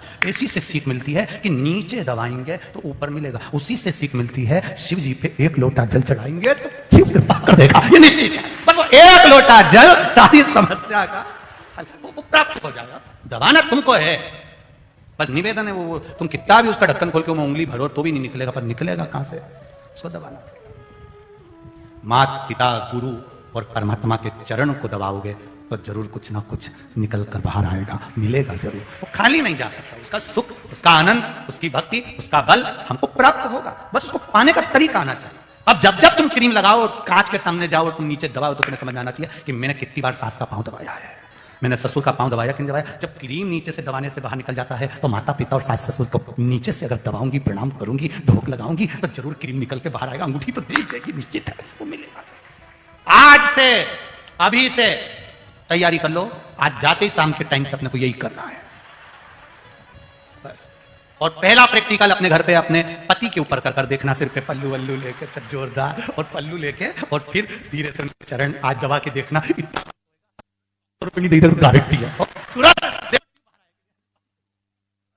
माता पिता गुरु और परमात्मा समय और वचन दिया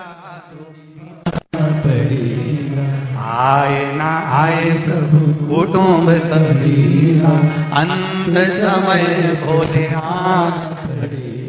वचन दिया तो निभाना पड़ेगा। कड़प ने वही करा, ब्राह्मण ने पिंजरा लगा दिया। शिव जी ने मन में सोचा क्या कर रहा है ब्राह्मण देवता। ब्राह्मण कर रहा है ये मंदिर में आकर गंदगी फैलाता है, कोई ब्राह्मण कर रहा है मंदिर में आकर गंदगी फैला रहे हैं। उस ब्राह्मण को समझाने के लिए शंकर भगवान ने उस ब्राह्मण से कहा, इस भक्त की परीक्षा में लेकर बताता हूं, तू देख, इसके मन में कपट नहीं है, छल नहीं है, बेईमानी नहीं है। 1 लोटा जल देने के लिए लोटा नहीं है तो कपट का खाक लेकर खाएगा।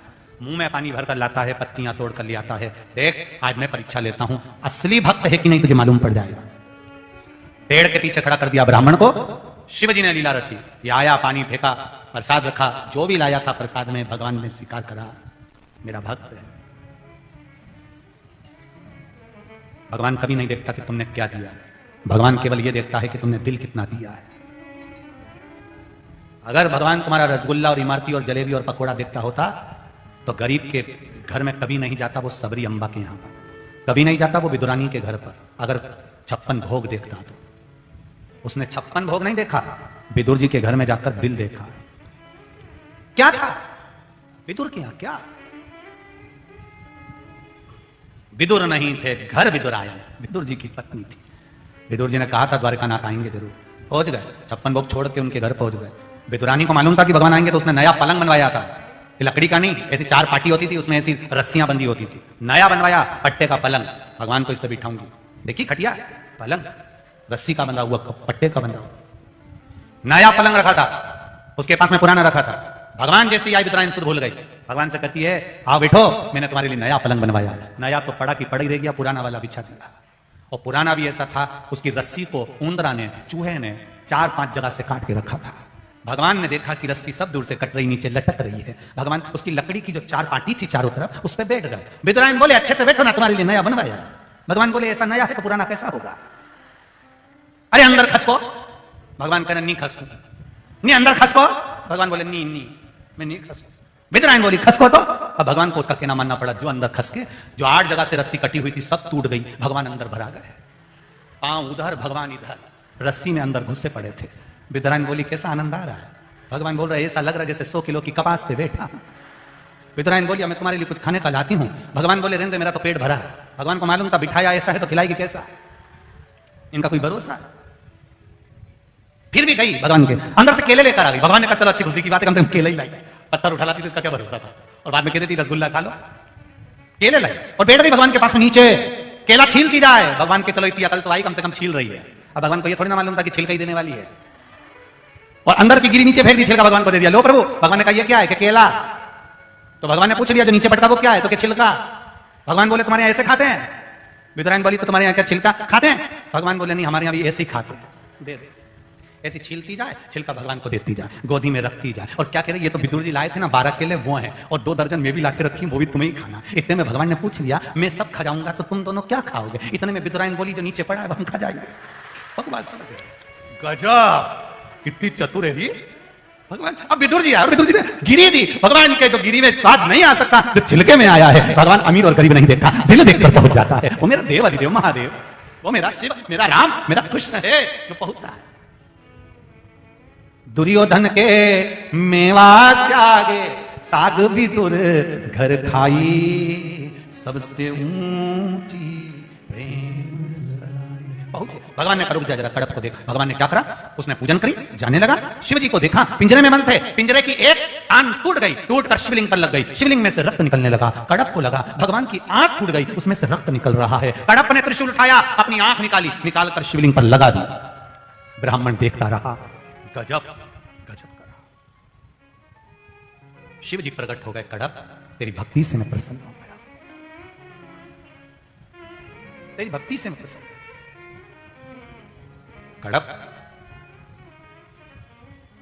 मांग तुझे क्या चाहिए? शिव जी ने जब कहा तो कड़प ने कहा मुझे बस इतना दे दो, जिसको कुछ भी नहीं आए तो भी आपका दर्शन उसको इससे ही मिल जाए, बस इतनी कृपा कर दीजिए। कुछ नहीं। 2 व्यक्ति पशुपति व्रत करते हैं। एक व्यक्ति पशुपति व्रत कर रहा है तो भगवान शंकर के विश्वास पर कर रहा है, शिव महापुराण के विश्वास पर कर रहा है। 1 लोटा जल, 1 बेलपत्र अगर चढ़ा रहा है तो शिव के विश्वास पर, मेरे देवाधिदेव महादेव के विश्वास पर चढ़ा रहा है। और एक कोई ऐसा भी होता है, क्या होगा उससे? हो सीवर वाला महाराज है, वो तो कह दिया पशुपति व्रत, क्या होगा उससे? क्या होगा उससे? और उसकी मां कह रही है बेटा एक बार पशुपति व्रत कर लूं, तेरा ब्याह नहीं हो रहा, तू भले सब कुछ करे पर तेरा ब्याह नहीं हो रहा। अरे मैं खुद मंदिर में हूं, मैं खुद मंदिर जाता रहता हूं, मैं खुद मंदिर में रहता हूं, बहुत लोग आते हैं व्रत करने के लिए, हाँ, कुछ नहीं होता, फालतू की बात। उसकी मां कर रही है। अब एक व्यक्ति कर रहा है, उसका विश्वास है, और एक व्यक्ति कर रहा है, उसका विश्वास नहीं है। अब विश्वास नहीं है और उसके बाद भी अगर वो व्रत करे और भगवान से कि भगवान मेरा काम कर दो, तो भगवान करे। तुम पहले विश्वास लेकर गए कि साहब हमारा पहचान वाला अहमदाबाद में रहता है और हम उसके यहां जाएंगे, पत्रिका देंगे, तो हमारा विश्वास कहता है कि अगर हमने पत्रिका पहुंचाई और हम खुद देकर आए तो वो आएगा। अब वो अहमदाबाद गया, पत्रिका दी, सूरत गया, पत्रिका दी, और उसका विश्वास था कि मैं हाथ में देकर आया हूं, वो आएगा। विश्वास था तो वो अहमदाबाद से सूरत से आया। बोलो आया कि नहीं आया? आया। और अगर विश्वास नहीं है साहब अपने, तुम क्या करी थी, आए तो ठीक, नहीं आए तो ठीक। अब इन्हें तो पहले से ये सोच लिया, आए तो ठीक, नहीं आए तो ठीक, तो उन्हें भी यही सोच लिया था मैं क्या टाइम बर्बाद करने, 2-5 हजार रुपए खर्च करूं, जाऊंगा कौन जा। तुमने अगर विश्वास बनाया है कि मैं गया हूं, अहमदाबाद पहुंचा हूं, सूरत गया हूं, पत्रिका दी है, मेरा दिल कहता है वो आएंगे जरूर, तो वो आएगा। तुमने पहले से विचार कर लिया, मैंने तो भेज दी थी साहब, आए तो ठीक, नहीं आए तो ठीक, तो ये जो तरंगे वहां तक पहुंच गई, उसने भी कह दिया काय को जब कौन